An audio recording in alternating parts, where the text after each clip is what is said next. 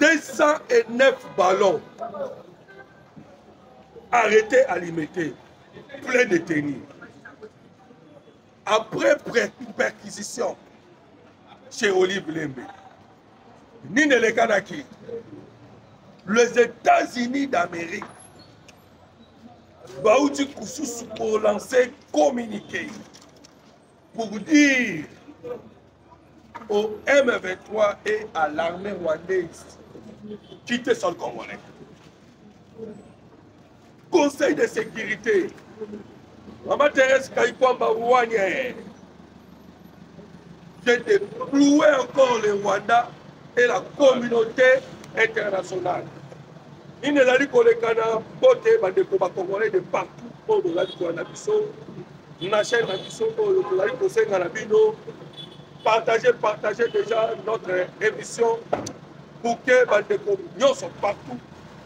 Pas qu'on capte pour les pas, il ne l'a dit qu'on a pas Congo, bon canabino, bon canabiso. Voilà, Toko Solanabino. Oyeba, pourquoi la perquisition n'est pas à Olive Lembe?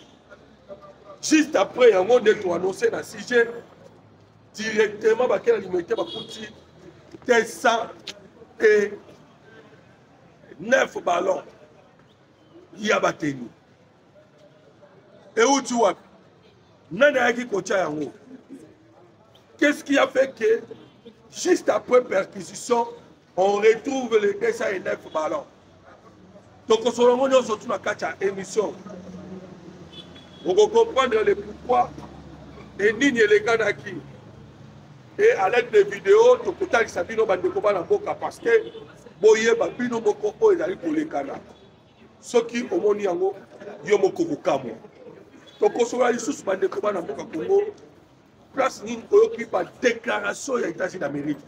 Les Américains, balobi na biso bokoyeba banani bazali pas vrai partenaire ya Congo. Ça c'est les États-Unis d'Amérique. Abi peuple congolais koyeba banani bazali pas vrai partenaire na ye. Awa toko ba na moment oyo makambo ezali ya ko changer.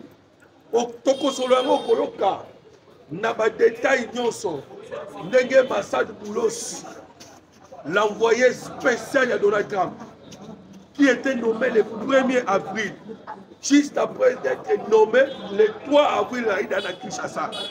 Et pourquoi Donald Trump a boyé qui vit déjà là? Parce qu'il y a des Congo, et dans les places mafia à Mokili Mobimbe Bandi. Et Trump a ligné à Mokili. Donc, solo la Mobandeko, n'a pas de détails pour comprendre que, dans le moment où Baoba soutenait qui me sait, Kagame va lâcher complètement. Toko solo la yango. Voilà bandeko, le sujet autre dans l'ordre du jour. Toko solo appelle sous na robaki Maman Thérèse Kaikwamba. Place nini alomo la bimisaki o ezalaka na kuku amemi yango na poisa. Il faut conseil de sécurité. Ayebisi ba conseil de sécurité na kati na bino awa, na kati na bino awa. Il y en a qui soutiennent le Rwanda. Ayebisi bango. Na Congo to kufisi plus de 10 millions. Bobo ya ko reconnaître génocide congolais. Mais na Rwanda oyo ba kufisi juste ka 800 ou 1 million de personnes. Mais bozali ko matisa génocide na bango. Bon nié génocide ya Congo, bon nié pe génocide ya Burundi. Tokobeta masolo ya makambo elekanaki na niveau ya conseil de sécurité na ba détail non sommet kasi. Tika tozo ngana la première fois autorité koyebisa bino que demiable l'armée congolaise bazalaki na ndako ya Olive Lembe na famille na ye. Ba fouiller ba ballon. Ba fouiller partout parce que l'État a dans droit pour ça la perquisition. Pour que Aya Kotala, s'il y a des indices, où ils allaient commettre à mal la sécurité de l'État. Voilà pourquoi, au monde qui vient la perquisition. Où ça mène la mais, tu peux constater, juste après la perquisition, en pleine perquisition, Bandeko, on est allé à Liberté, dans le dépôt Yaba, Ndéou Libanais. Mais les vidéos nous montrent dans le dépôt, là où on a trouvé 209 ballons, Yaba Teni. Maintenant, on se pose la question. Juste après perquisition, on part, on retrouve détenus. Ah, on a qui ça? Pourquoi les détenus sont se retrouver dans le magasin mon corps? Pourquoi trouver les détenus on a justement après perquisition? Bande de combat dans le Congo. Boyoka qui bino moko déjà que Joseph Kabila lobaki que azoya na partie orientale. N'est-ce pas acquis diversion? Parce que du jour au lendemain, on retrouve les armes. On a vu déjà que Constant Moutabaoutaka Kolobake. Déjà, on a tenté le président Tshisekedi plus de 100 fois. Ces gens-là n'ont pas de pouvoir pour quitter. Il faut que nous fassions Bazonga. Mais Bazonga, c'est normal, nous pouvons le dire que Bazonga. Parce qu'il y a les moyens démocratiques pour mettre en place, tels qu'il y a les élections, pour convaincre la population pour qu'elle aille élire Bino, à côté Bino. Mais ils ont refusé les élections. Parce qu'ils ont des moyens pour mettre un coup d'État. Parce que l'insécurité n'a pas de moi, je suis parce qu'il y a insécurité dans l'Est avec l'AFC M23. Bande de combat congolais.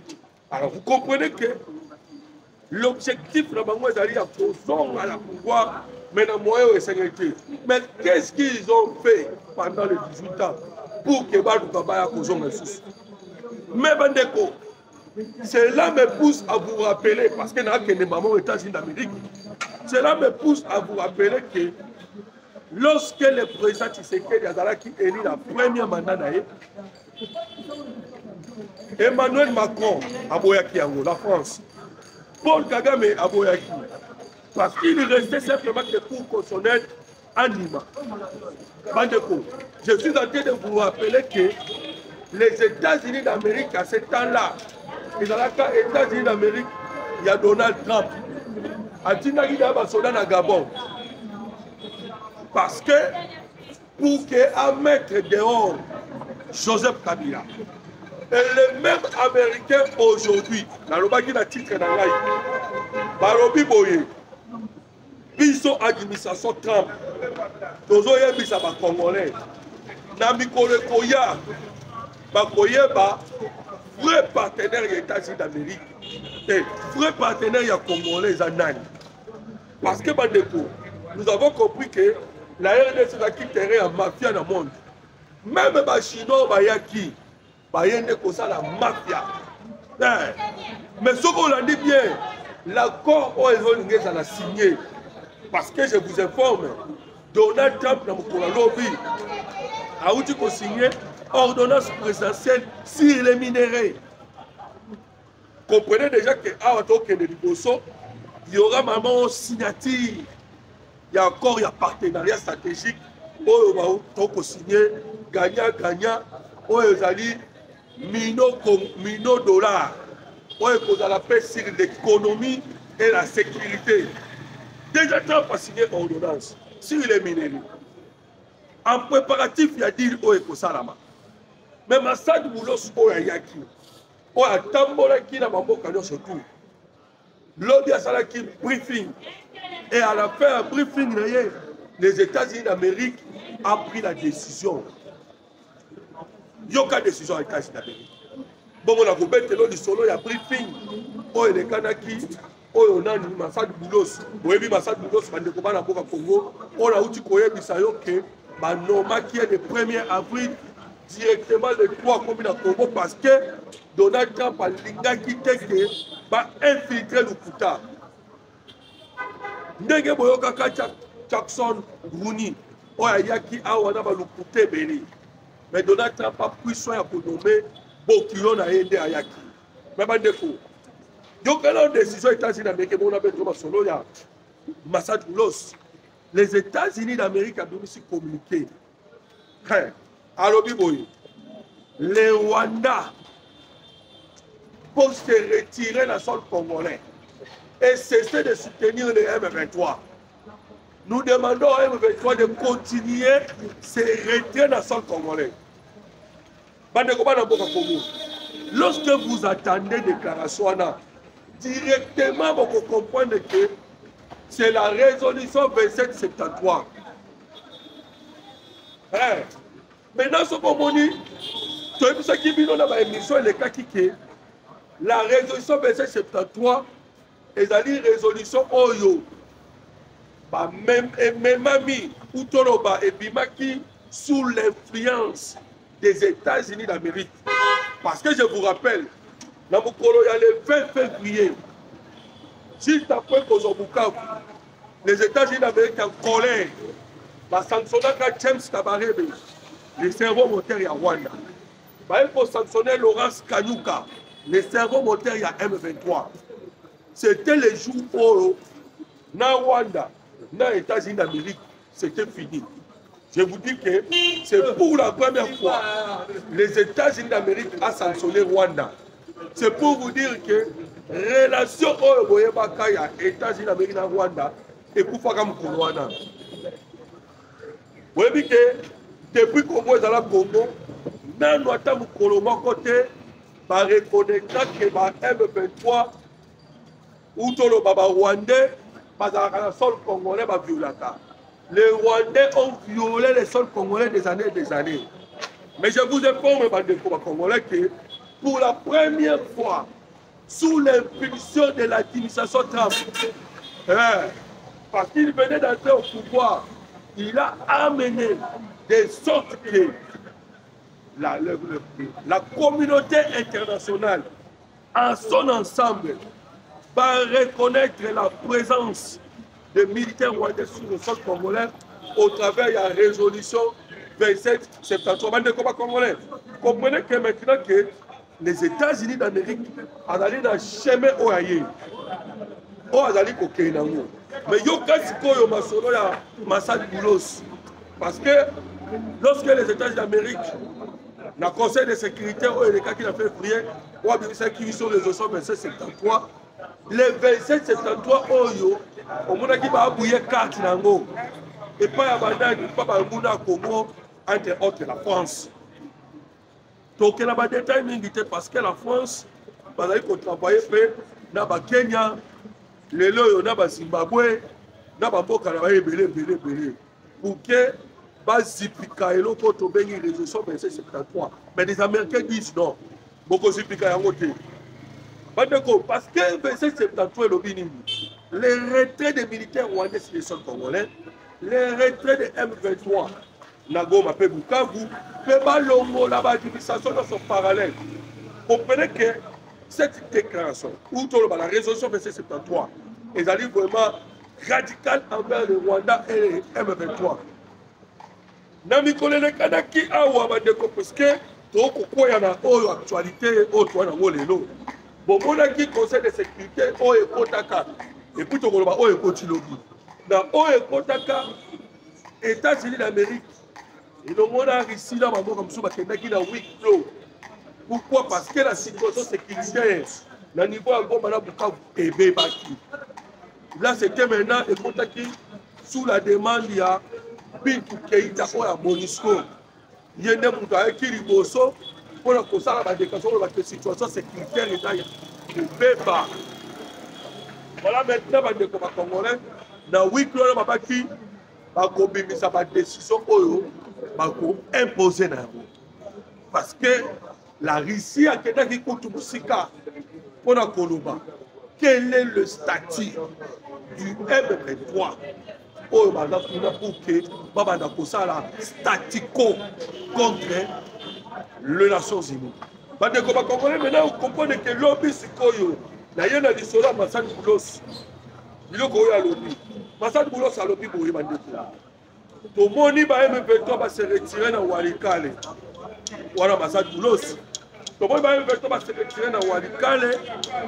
Vous allez espérer que va se retirer dans le sol congolais mobile. Massad Boulos Abakisi Sous.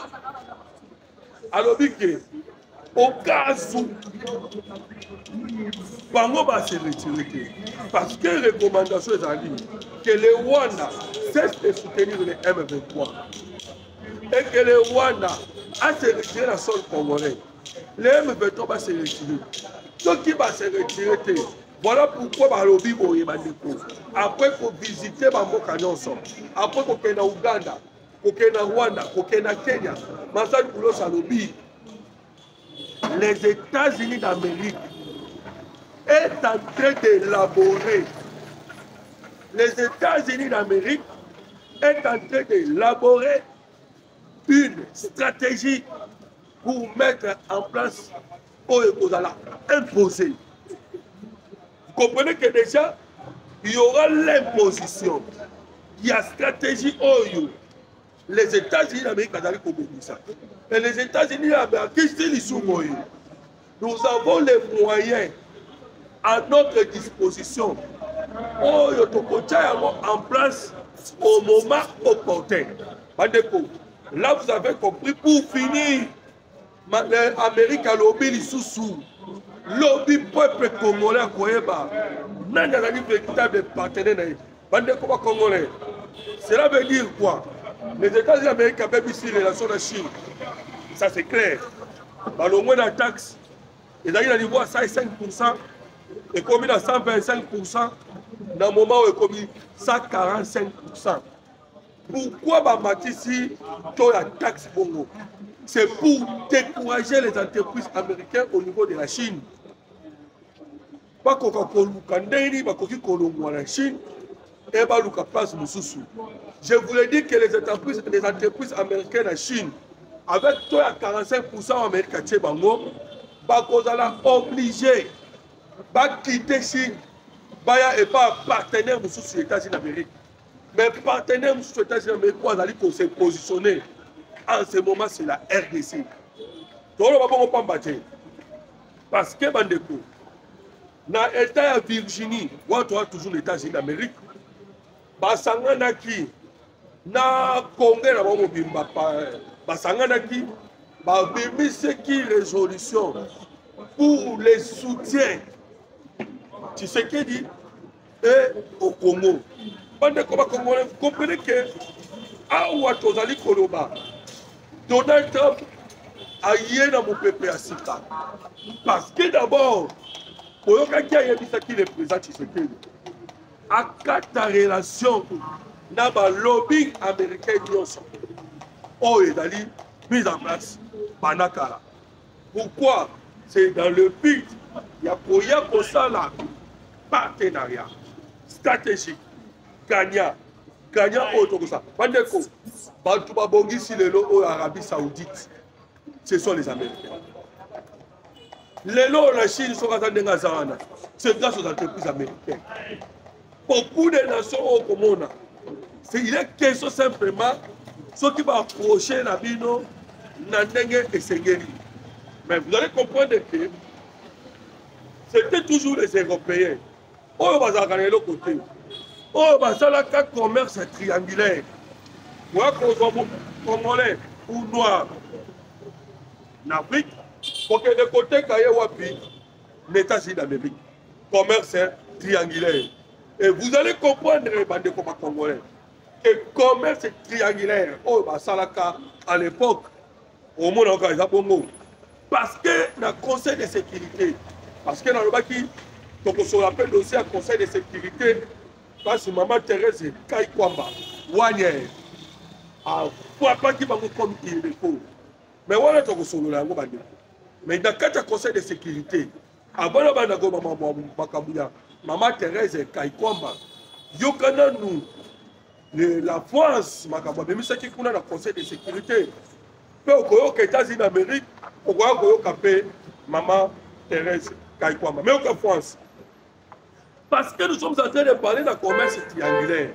Dans le commerce triangulaire, c'était les Européens qui venaient prendre les Africains pour aller leur vendre aux Américains. Maintenant, on va des combats congolais. Yoka Sukoyo France, on débute en France, nous plaçons notre confiance à l'initiative de l'SSS5O. Voilà face. Et pourtant, l'initiative, il y a SSS5O. Et dans l'initiative, il y a dit Koluka. Et Bandissa, par M23. Kabila, Katumbi et les autres. Donc, en quelque sorte, il y a eu le croissance city. Et vous voyez que ça, c'est une des mixage et brassage. Initiative, voilà. Et c'est complètement différent. Dans la résolution 2773, le Bika d'abord, on a des bibanson congolais. Oui, le Bika M23 s'est retiré. Au lieu que le M23 s'est retiré, au lieu de lutter pour que le Rwanda se retire, on va le dire non, il faut tout soulever. Comprenez maintenant? C'est ça cette initiative. Oh, tout le monde est tapé à côté. Mais les Américains, par contre, moi, je suis dans le Conseil de sécurité. Je Rwanda.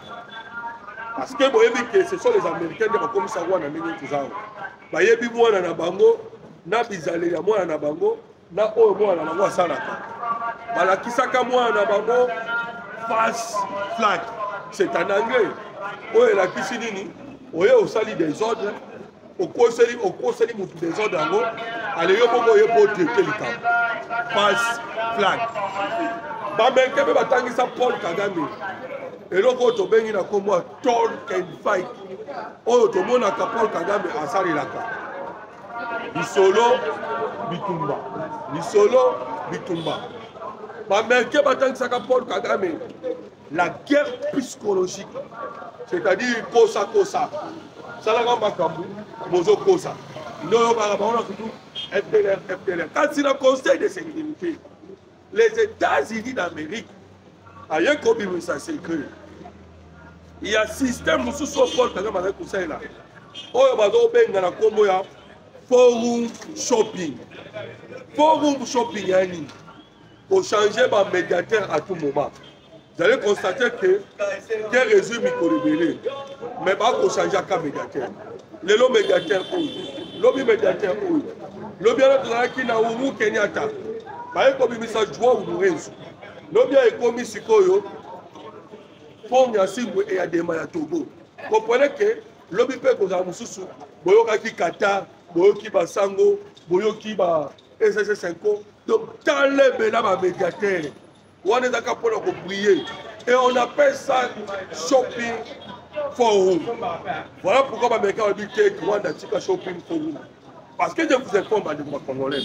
Dans mon colonie, Paul Kagame a dit que son président à Égypte pour que le croisement masse à Tshisekedi, à Tshisekedi, nous sommes capables de faire solution. Vous comprenez que Paul Kagame a dit que ça a été forum shopping. Et les Américains vont dire Tika Yango. Retirez les soldats dans la sol congolais. Retirez les M23 dans la sol congolais. Voilà la décision Oyo. Les Américains vont dire. Mais Boulos, alors il sous. Boulos, alors il sous. Boulos, alors il sous. Que dossier à la FTL. Oh, boyo Kagame le parce que dans le boulot, c'est là qu'il y a Rwanda. Parce que là, il y a FDLR. Boulot, ça lobby. Le dossier à FDLR, c'est un dossier qui est déjà traité dans le niveau de Rwanda. Rwanda, ça c'est un massacre. Voilà, quand on toujours le Conseil de sécurité pour que nous Sabino Sikoyo, dans le niveau du Conseil de sécurité, ni les gars qui sont sous Rwanda, Maman Thérèse Kaitouamba. Maman Thérèse Kaitouamba en colère. Ayebisi bango nyonso bazalaki wana na kati ya sale. Alobi bino bozali koteka génocide ya Batutsi. Quoi que tokoboya teke génocide esalaka mpe Batutsi. Mais Batutsi bakufi combien? Biso bakongolais tokufi koleka Batutsi. Nous sommes maintenant à plus de 10 millions de morts. Mais lorsque bino bokolobaka, bozali kaka o Batutsi. O Batutsi. Mais vous oubliez que chez nous au Congo, nous avons perdu des millions de personnes. Pourquoi vous ne voulez pas reconnaître le génocide ya Congolais? En 1994, pourquoi vous ne voulez pas reconnaître le génocide ya Hutu? Voilà, maintenant vous êtes en train d'utiliser le génocide ya Tutsi pour que permettre de piller. Ah, on a quatre salles, il y a vraiment des gens là pour soutenir. Parce que ce que le Rwanda est en train de faire, au niveau de l'Est à Congo, la tuerie, viol, on va utiliser viol local, l'arme de guerre. Ça se passe sous vos yeux, mais personne n'agit. Le statu quo au Rwanda, n'a pas M23, parce que ça envers l'organisation internationale, il y a des nations sont unies. Vous ne voyez pas. Voilà maintenant, Maman Thérèse Kaikwa Mandenge a chargé qui va voir Ndenge Oyo et Sengeli. Jusqu'à ce que la carte Yabango, il y en a d'autres cartes Yabango, va changer langage. Voilà, les Congolais Ndenge Toyari Koye Bisabino, que moment où est un moment très important. Mais dans le cas qui s'appelle Koye Bisabino, le M23 AFC, aussi les Rwandais, ils ont passé la période le plus sombre. Il y a tant d'abord. Au moment où je vous parle, Paul Kagame est allé dire à la population qu'il faut serrer ses tirs. Pourquoi? Parce que la situation dans Rwanda est difficile. Même pas dans M23. Les militaires, il y a M23 qui ont payé. Ça fait des jours où ils sont en côté. Ils souffrent comme il faut. Voilà, on a une tuerie. Il faut pas que la population de Goma. Na Rwanda, l'économie est en chute libre. Monnaie na bango inflation comme kokota. Ils sont en difficulté. Voilà, maintenant Paul Kagame a dit qu'il faut espérer un dialogue. Sans dialogue, à complètement parce que vous voyez que les Rwandais vivent dans la guerre. Une fois que la paix est continue à l'est à Congo, Rwanda peut tomber. Ils seront maintenant obligés de dépendre na Congo. Bande comme Congolais na uchi Sabino. Ah ou atoko Sabino. Oyokaka le président Tshisekedi Alobaka. Ou les États-Unis d'Amérique, il y a Trump dans le premier mandat, que la RDC, le partenariat stratégique, gagnant, et que la RDC comme un pays où le partenaire stratégique est privilégié.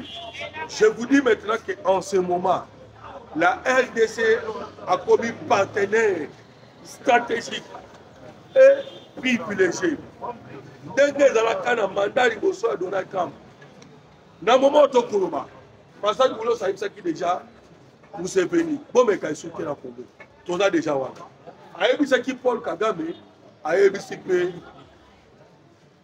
ou William Ruto. Voilà, les Congolais, on remercie Bino, dès que vous avez dit, vous avez dit, je vous demande de vous abonner massivement, de partager pour que les Congolais soient de partout. Voyez ma paix, les amis Kana, Namboka Congo, Mboka Nabino, Mboka Nabiso. Mon numéro de téléphone, c'est plus 243 89 40 330 80. Plus 243 89 40 330 80. Merci.